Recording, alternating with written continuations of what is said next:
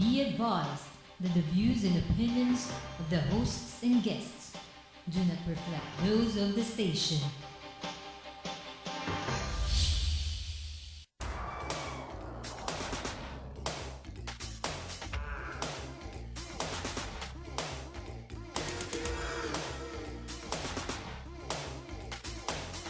Good day, everyone. You are watching the Business Portal, your gateway to business trends and opportunities.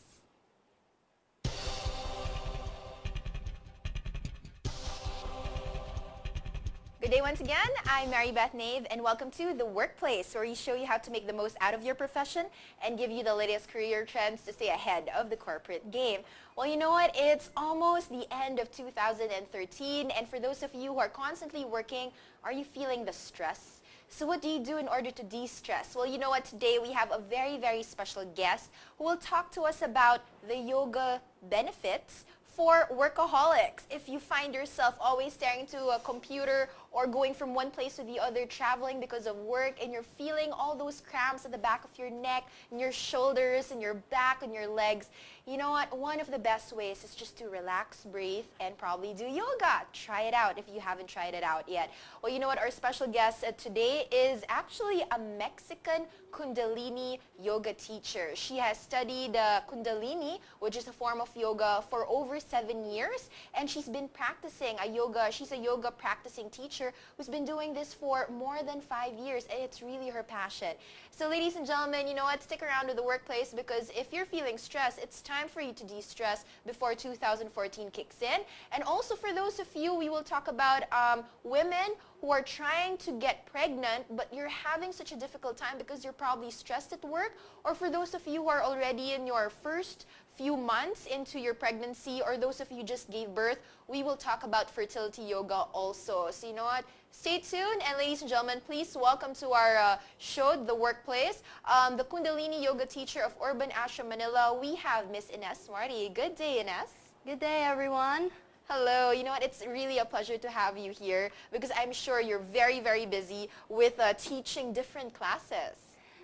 It's my pleasure to be here today. Thank you for inviting me. Yes. You know what? Before we get into yoga and its benefits, I'd like to ask you personally, how did you get into this whole yoga industry? When and where was the first time you experienced this?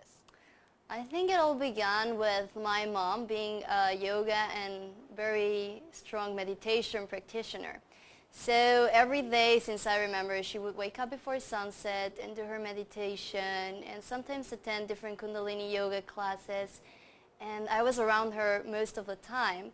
So I think that left something in me. And as I grew up, when I was 15 years old, I decided to attend a yoga school in India called Marybeth Academy. And the rest is history. Yes. Okay, so basically, your mom inspired you to take up yoga, and then you're from Mexico. You traveled to India just to take up this class. How long were the classes? I mean, how many years were you studying? Well, it was actually a Kundalini Yoga boarding school. So they have from first grade to 12th grade, and I attended 3 years of that. So I traveled there when I was 15 years old, and as we did our normal high school with math and science and all of that, we also had a very intensive teacher training program at the school. So we would wake up every day, the latest 5 a.m. in the morning, and we would do yoga every single day. We had periods of 40 days where we would wake up at 3 a.m. in the morning to meditate. And wow. Yeah, so it was the most incredible experience ever, and it was quite intense as well. And yeah. That sounds like fun, like meditating as part of the class curriculum, because students in class, they try to meditate to concentrate, or if ever they meditate, they're trying to keep awake. But again, the curriculum in India is amazing, and I'm so happy to have you here to share it all with us right now. Okay, there are different forms of yoga. Why Kundalini, and what is Kundalini?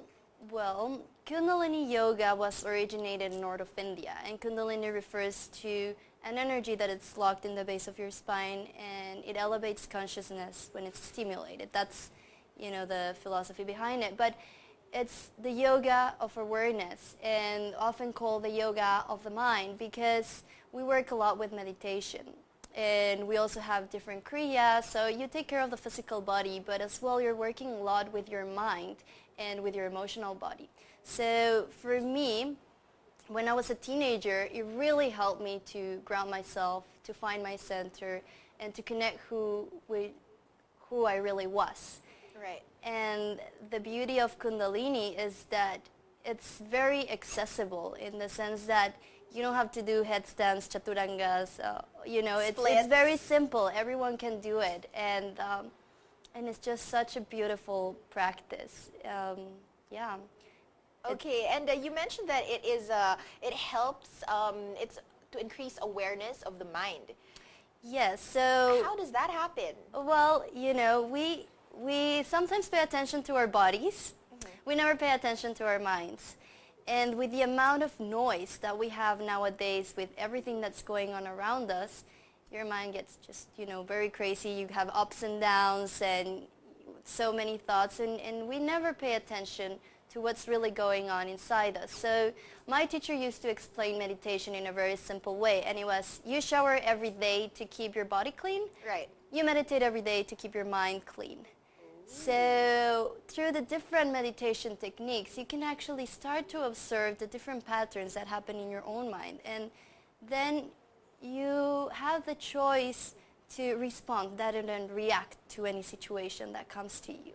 And you're able to find that silence and that peace that we all have, but we don't all know how to get there. So We don't know how to connect Yeah. to the inner peace. Actually, on a daily basis, especially for those who are working really, really hard, going to work could be stressful. The traffic, the pollution, people you meet along the way. And if you wake up in a not so okay mood, then all of a sudden you go to work, you have to face your boss, you have deadlines to meet, you skip lunch, you skip breakfast, you skip a lot of good things to, keep your body healthy.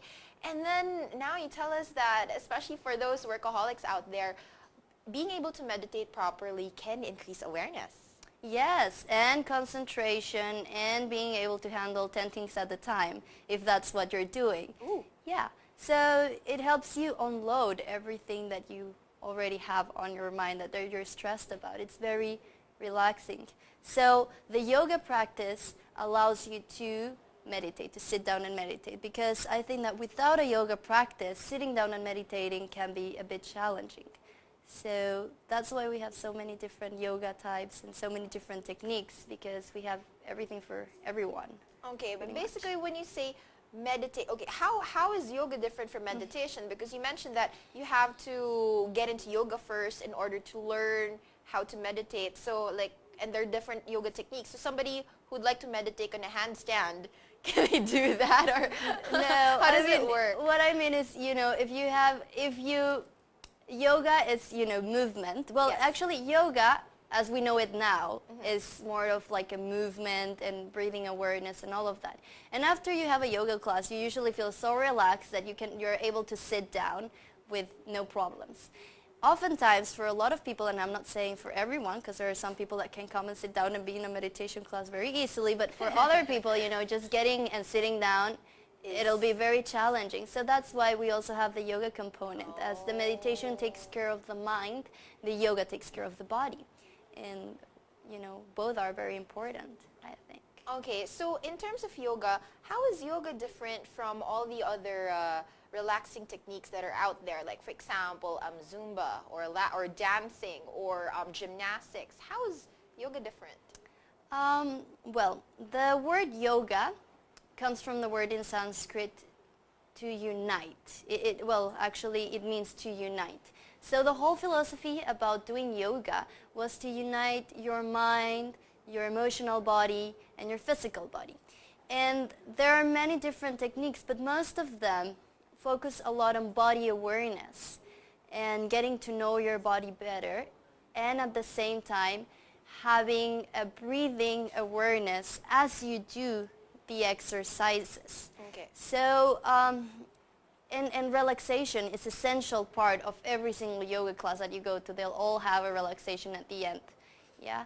And sometimes, I mean, when you go to the gym, you get a workout, but you don't necessarily get relaxed afterwards. You know, you don't necessarily find that peace, and you don't necessarily find that body awareness if you're just doing this all the time. I mean, you know, it's very Right. different from knowing your body in space and how to move and how to use your breath as well. Wow, that, you know, by the way you just explain it, I'm getting relaxed because I can picture myself doing that after the show later. And okay, so now in meditation, is it how does one meditate? Is it as simple as sitting down, closing your eyes, and breathing in and out? Yeah, well, that which you just explained can be meditation. And the thing is, there's so many meditation techniques. And some focus on the breath. Other ones focus on sound and mantra. Other ones focus on different breathing patterns. Other ones focus on different mudras of the hand. So if you have a meditation teacher and a good one, it'll be very easy to follow the technique. And it's actually a process, so it's not that simple, but you it's... go in, sit down, and I'm meditating. No, you know, that increase my usually awareness. never That happens. doesn't, okay. You know, and that's some people get really turned off. You know, they come to a meditation class and they say, my mind is running all the time. And I mean, for sure your mind is going to be running. It takes a process of, you know, being able to look within yourself, because in this world we're always looking outwards, always trying to impress, always trying to go out, to look outside. So when the time comes to look inside, sometimes it's not that easy. But if you allow yourself to do it and to go through the process, you'll find how absolutely beautiful and wonderful you already are. And you'll be so comfortable being yourself that, you know, there's nothing that can stop you after that. I want to take your meditation class. How long does a meditation class usually run? We have different. We have half an hour, 1 hour, but I usually teach half an hour of meditation. And if it's a Kundalini class, which includes a lot of meditation within the class, it's about 1 hour, 1 hour and a half. Wow. Yeah. That sounds, because I've never tried a Kundalini class. So when you say Kundalini, it's yoga and meditation? Yes, it's a different style of yoga and meditation. The meditation is actually interlaced with the Kundalini Yoga. I mean, I don't think there's Kundalini Yoga without meditation. At least the way that I was taught in my lineage. Okay. So, are there a lot of movements also involved in Kundalini? Because, you know, when you say yoga, usually a lot of people think you have to be flexible, that you're going to do a lot of what you said, handstands or really complicated poses wherein your muscles would tend to hurt. So how is Kundalini? Kundalini Yoga, no, you get a physical workout, but it's very simple. So simple that I have people who are 60 years old, 70 years old doing it, and, you know, they find it very accessible. And it's a very wide variety of techniques. So you can, you know, if you have a very strong group of young people who really want to work out, you can adapt that. But if you don't need to be flexible at all. And you work with what you have, which is your mind, your body, and your senses. And Great, that's amazing. Okay, so now we have a couple of questions actually from the audience, and they'd want to ask you also, can Kundalini be applied in a workplace? Okay, like during lunch, would that be possible? Yeah, well, I would suggest, yes, a meditation. If you come to a class and they teach you, you know, the wonderful thing about Kundalini Yoga is that the meditation techniques that we teach are very simple. So they come from 3 minutes to 11 minutes to half an hour to 1 hour. But if you have 5 minutes a day in your lunch break, and you can go into a corner and sit down on a chair and just use a technique that was taught to you during class, yeah, it's super accessible. And that's the beautiful thing about it, that you don't have to sit for 2 hours a day in order to have a meditative experience or in order to find your center or your quiet place. It can be with 3 to 5 minutes of practice. Okay, all right. And again, we have JC who just messaged and actually said that, well, yoga, I've never tried it at work, but probably, again, JC said that he'll try it, especially when the boss kind of increases his voice at him. So, Yeah, you know what? It really helps you to let go. you know, when you're on yoga. Because when you are in a space of relaxation and you're very connected with yourself and your boss is yelling at you, it's very easy to just say, inhale, exhale. I inhale, the boss is screaming, I let them out of my body, you know, it becomes very easy. But you have to find that space of relaxation and of comfort within yourself to be able to do that. It's like, And then, yeah, and that was the whole idea about Kundalini Yoga. It was to stay graceful in the most ungraceful situations. That you're able to have a work, a life, and a practice that enables you to deal with all of those things and still be peaceful in the midst of chaos. wow, that sounds, how you just described it, that just, wow, that was a really great explanation, because now I can just picture it, you know, among, if you're especially working at a certain type of industry and it's very, very stressful while everybody's screaming, all you're doing is just smiling and telling yourself, "Woza." You know? Yes, not really, literally. Literally, yeah. Okay, we have a question by Sarah, who wanted to find out that how does yoga help improve one's body? Well, it helps in gaining body awareness. And this is where I'm going to explain right now. You know, we're so disconnected from our bodies. We live in a traffic jam here in Manila or in any big city. So most of the times you're in the car. Most of the times either you're walking or you're sitting in a computer like this. And so when you start to do yoga, you start to again say, hey, this is my body, okay? This is the movements that I can do with my body. And it improves your relationship with your body because you get to feel that it is your own body, and it helps you open up. So if you have a hunch in the back, it helps you To open to up. open up. And if you go, it depends of which yoga class you're attending, but I mean, if you go to a vinyasa flow or an ashtanga class, it's a very good workout. And it's not only a very good workout, it also has a relaxation component, which I think is what makes it even more special than a normal workout. Okay, thank you for that. Now we have Lena, who just wanted to find out, do you have to be very flexible, or do you need to have flexibility in order to practice yoga properly? No, not at all. If you have a good teacher, your teacher would adapt to where your body is at. And one of the things and one of the principles of yoga is to always respect your body and respect where you're at. So, you know, even if you can't touch your toes, that's all right. You know, there are so many things that you can do to where you don't need to be flexible at all. You can even start sitting down on a chair and start doing, you know, different twists and different movements that will help your body open up slowly and gently. Okay, great. And we have one from Sarah again, wanted to find out, what if you have physical injury in particular? Can you still practice yoga?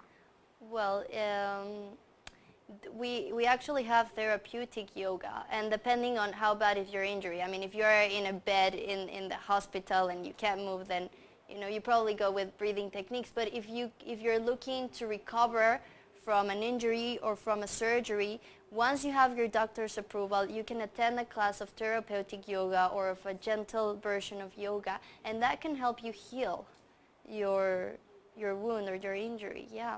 Okay, sure. so again, Sarah just wanted to find out, that doesn't mean that if you have an injury, you can't practice yoga anymore. No, not at all. Yoga will help you heal. You know, but again, it depends on the teacher. If the teacher knows how to deal with your injury, if they're trained to work with therapeutic yoga, if depends on the class that you attend, you know, as well. But the idea of yoga is to heal, not only on a physical level, but on an emotional level. So, I mean, yeah. Great. Oh, I like that part. You said it helps with the emotional level. How's that? Oh, for sure. You know, and then I come again with the mind and the emotions. We're so overloaded with different things that, you know, and these things get stuck in our body. You know, if you receive a phone call that's very stressful to you, you get like this. You know, and then you have a stiff neck the other day. So if you go to a physical yoga class, the action of just stretching your neck and releasing that will also help you to relax on a physical level and also an emotional level. And if you practice meditation, just the knowledge that that connection with that center of peace and that quiet space is just so fulfilling, because you know that no matter what happens, you still have yourself, and you still have that beautiful, most gorgeous being that you are. We don't do yoga to try to become better persons. We do yoga and we meditate to realize how wonderful we are. Oh, so it's really also being able to manage our reactions to stressful situations better. Yes. So a lot of the people I know, including myself, we love to go through different types of massages, like go to a spa, and then a lot of people do say that they go through spas because they just want to take out the cold from the body in order to warm it up. And then when you're explaining yoga to me, it just also sounds as if you're releasing all the toxins as well. You are. You're from the tense muscle, you're trying to make it relax. So for example, because even the heart is a muscle. So for example, somebody says something awful to you and it kind of hurts your feelings, instead of always remembering it and holding it in your heart, like when you mention about the breathing technique, it's just learning how to let go. Yeah, absolutely. And learning how to relax and renew. Yeah. And that's why you mentioned that it's easier to manage if you're doing 10 things at the same time. You're able to breathe, you're not pressuring yourself, you're actually just doing it at a certain pace. Yes, absolutely. Great. Okay, we do have questions from our viewers. Where do you practice yoga and where do you teach? I teach at Urban Ashram Manila in Pasig, and at the branch in Global City in the Fort. Okay, and a couple of people are asking, what are your schedules? I think they'd like to find out and try out your meditation techniques and also the Kundalini courses if you are offering in Urban Ashram. Yes, well, if you go to the webpage, our January schedule will be posted. I'm out the whole month of December because I'm going on training. But you'll be out in December. Yes, but I'll be back December 31st in January. And all the teachers at Urban Ashram Manila are incredibly well trained. We are a very good team. So just check the website, urbanashrammanila.com, and check the class schedule and just give yourself a chance to attend one of the classes. I mean, and when I'm back, I'll be happy to have and host Kundalini and meditation classes there. But all of our teachers are very, very well trained, and yeah.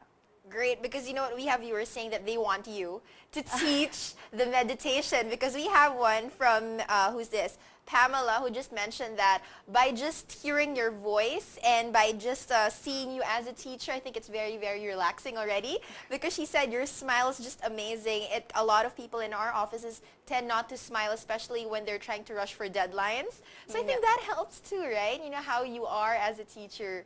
So they are wondering if, yes, you will be teaching anytime soon on December. But apparently... unfortunately, I'm leaving next week, this week actually. But I'll be back December 31st, and since January I'll be starting, and really I encourage you to try some of the teachers at Urban Ashram Manila. Really, we have a very great team, and I'm so fortunate to have encountered such great people along my path here on the Philippines. And you know what, we're very, very lucky to have you all the way from Mexico and India to, share us your knowledge and your expertise in meditation and yoga. And we'll just take a quick break. When we return, we will talk about and show you photos of fertility yoga. If, again, you're a lady and you're trying to get pregnant, but you're working and you think that the stress of work is one of the causes. And for those of you who are already pregnant and you're wondering if you can get into yoga, if it's safe, and for those of you who just gave birth and you're wondering how can my body get back to how it was, we'll talk about all of those things after the break, so stay tuned.